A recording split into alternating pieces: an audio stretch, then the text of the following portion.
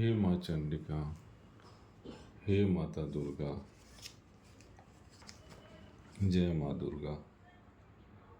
ओम सर्वमंगल मांगल्ये शिवे सर्वार्थ साधिके शरण्ये त्र्यंबके गौरी नारायणी नमस्तुते।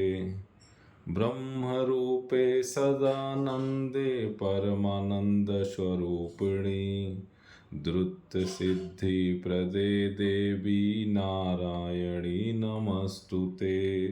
नारायणी नमस्तुते।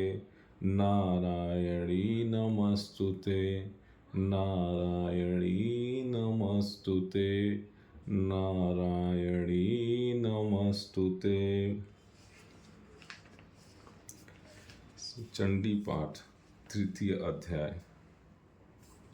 सेनापतियों सहित महिषासुर का वध। जिन जगदम्बा के अंगों की कांति हजारों उदय काल के सूर्यों के समान है, जो लाल रंग की रेशमी साड़ी धारण किए हैं, जिनके कंठ में मुंडों की माला है, जिनके दोनों पयोधरों पर रुधि वर्ण रक्त चंदन का लेप लग रहा है, कमल समान हाथों में जपने की माला है, जो विद्या अभय एवं वर नामक मुद्राएं धारण कर रही हैं, जिनके मुखारविंद की शोभा 3 नेत्रों से विकसित है, सिर पर चंद्रमा के साथ ही रत्न जड़ित मुकुट सुशोभित है, कमल पर विराजमान उन देवी की मैं आदर पूर्वक वंदना करता हूँ। हे माते त्राही माँ, जय माँ दुर्गा।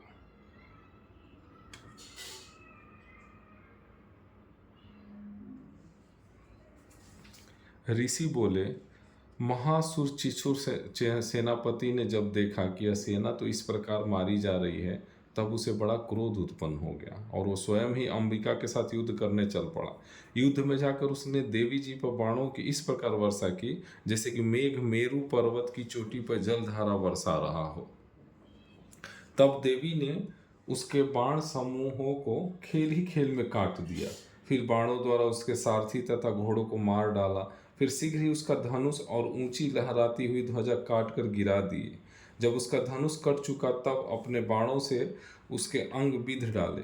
जिसका सारथी एवं घोड़े मर चुके थे और धनुष भी कट चुका था, ऐसा वह चिछुर दैत्य बिना रथ पैदल ही तलवार ढाल लेकर देवी की ओर दौड़ा। उसने तेज तलवार से सिंह पर जाते ही प्रहार कर दिया, फिर देवी जी की वाम भुजा पर बड़े जोर से प्रहार किया। हे राजन, ज्यों ही उसकी तलवार देवी की भुजा पर पड़ी तो ही टूट गई। फिर तो असुर ने क्रोध से आंखें लाल लाल करके सूल हाथ में ले लिया। भद्रकाली जी पर उस दैत्य ने वह सूल चला दिया। वह सूल इस प्रकार चमका जैसे कि आकाश से सूर्य मंडल गिर रहा हो। देवी जी ने अपनी ओर आते हुए सूल को देखकर उस पर अपना सूल चला दिया, जिससे उस सूल के सैकड़ों टुकड़े हो गए। साथ में उस चिछुर महादैत्य के प्राण भी निकल गए। जब महिषासुर का बलवान सेनापति मर गया, तब देव शत्रु चामर हाथी पर सवार होकर आ पहुंचा। आते ही उसने अंबिका देवी पर शक्ति का प्रहार किया। श्री देवी जी ने तो हुंकार द्वारा ही उसे तेजहीन करके नीचे गिरा दिया।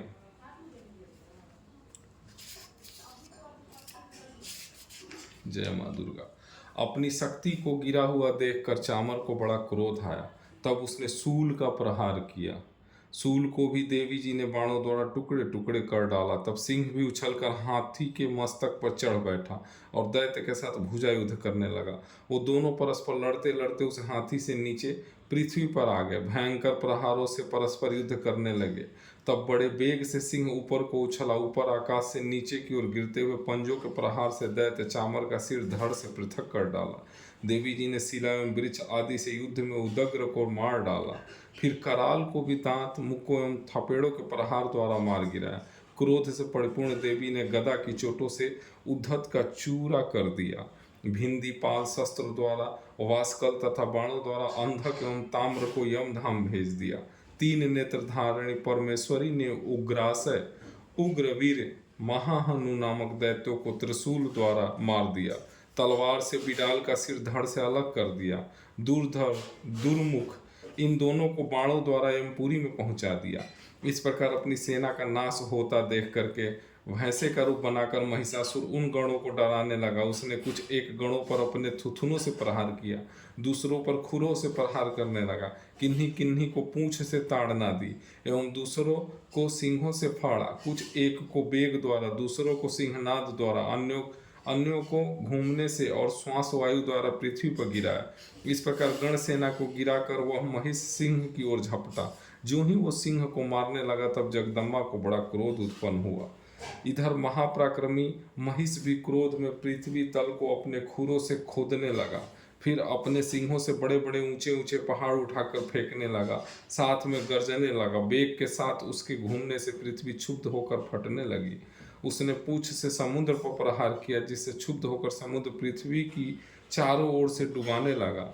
चलायमान होते हुए सिंहों के द्वारा छिन्न छिन्न होकर बादल फट गए। उसके श्वासों की कठोर वायु से उड़ते हुए सैकड़ों पर्वत आकाश से गिरने लगे।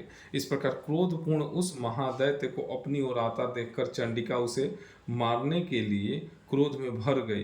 कुपित चंडिका ने उसकी ओर पास फेंका, उसके द्वारा दैत्य को बांध लिया। तब तो महायुद्ध में फंसे हुए उस दैत्य ने अपना महिष भैंसे का रूप त्याग दिया। वो झटपट सिंह के रूप में आ गया। ज्यों ही चंडिका उसका सिर काटने लगी तो वह तलवार हाथ में लिए पुरुष दिखाई देने लगा। तब शीघ्रता से तलवार ढाल वाले उस पुरुष को अपने बाणों से देवी ने बीध डाला। तब वह एक बड़ा हाथी बन गया और अपनी सूंड से उस महान सिंह को खींचकर गरजने लगा। उसके खींचते समय अपनी खग द्वारा देवी ने उसकी सूंड को काट दिया। तब वो महादैत्य भैंसे के रूप में आ गया और उसी प्रकार फिर चराचर त्रिलोकी को सताने लगा। उस समय जगत माता चंडिका क्रोध में आकर उत्तम मधुपान करने लगी और लाल नेत्र करके हंसने लगी। वो दैत्य भी बल पराक्रम के मद में उन्मत्त होकर गरजने लगा। अपने सिंहों से उठा उठा कर पहाड़ देवी की ओर फेंकने लगा। देवी जी ने भी अपने बाणों के समूह से उसके फेंके हुए पर्वतों को चूर चूर कर दिया। तब मधुपान के मद के कारण लाल मुख वाली चंडिका जी ने कुछ अस्त व्यस्त शब्दों में कहा। देवी जी बोली, हे मूढ़, जब तक कि मैं मधुपान करूं तब तक तू क्षण भर के लिए गर्ज ले। मेरे द्वारा संग्राम भूमि में तेरा वध हो जाने पर शीघ्र ही देवता भी गर्जने लगेंगे। ऋषि बोले। इस प्रकार कहकर देवी जी उड़कर उस महादैत्य पर चढ़ गई। पांव से दबाकर दैत्य के कंठ पर त्रिशूल से आघात किया। देवी जी के पांव से दबे हुए उस दैत्य ने अपने मुख से बाहर निकलने का प्रयत्न दूसरे रूप से किया। अभी आधा निकला ही था कि देवी जी ने अपने पराक्रम द्वारा वहीं रोक दिया। आधा निकल कर भी उस दैत्य ने युद्ध करना आरंभ किया। तब देवी जी ने अपनी तलवार से उसका सिर काट कर नीचे गिरा दिया। दैत्य सेना हाहाकार करने लगी। तब उस सारी सेना को भी देवी जी ने नष्ट कर दिया। सभी देवता अत्यंत प्रसन्न हुए। दिव्य महर्षियों के साथ देवता लोगों ने उन देवी की स्तुतियां की। गंधर्वराज गायन करने लगे, अप्सराएं नाचने लगी। हे माते त्राहिमाम, जय माँ चंडिका, जय माँ दुर्गा।